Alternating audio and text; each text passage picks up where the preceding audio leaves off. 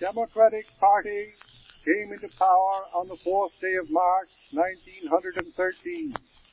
Its achievements in the way of domestic reform constitute a miracle of legislative progress.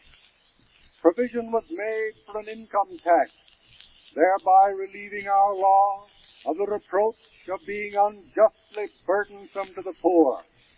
The extravagancies and inequities of the tariff system were removed, and a non-partisan tariff commission was established.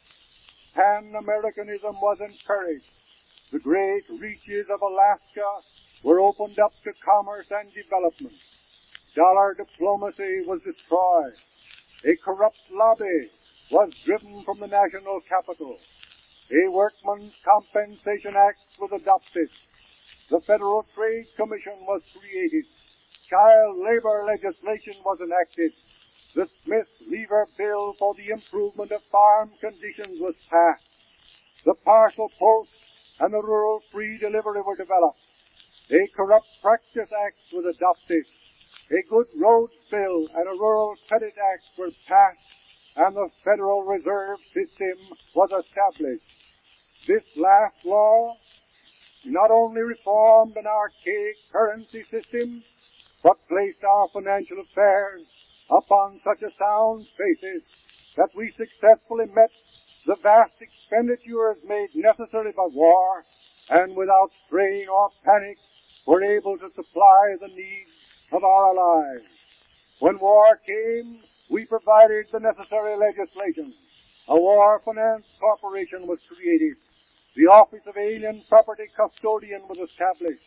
War risk insurance was provided, while the shipbuilding laws re-established America's supremacy upon the seas. Vocational education was provided. Industry was successfully mobilized, and the Navy was expanded until it became the second in size in all the world and the first in efficiency. An army of 3 million men was organized, and more than 2 million soldiers, fully equipped, well officered, and indomitable in spirit, was safely transported across 3,000 miles of sea, where it turned the tide of battle, won imperishable glory, and triumphed in the greatest war that the world has ever known.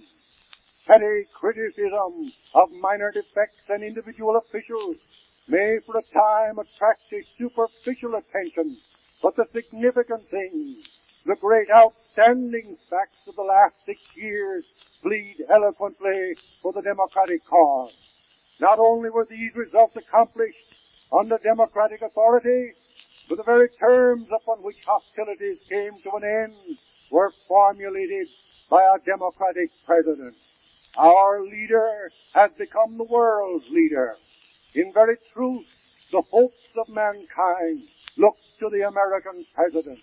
It is his purpose to secure a just and enduring peace. The best thought of the world is in accord with that purpose. The ghastly tragedy which has overwhelmed the souls of men, the unspeakable horror which for 4 long years has desecrated the face of God's fair field, must be banished forever. All who love America and peace and liberty will take a solemn pride in supporting the President in his effort to secure a treaty of peace based upon a stabilizing league, so that war may not recur and the standards of justice may be applied to all nations alike.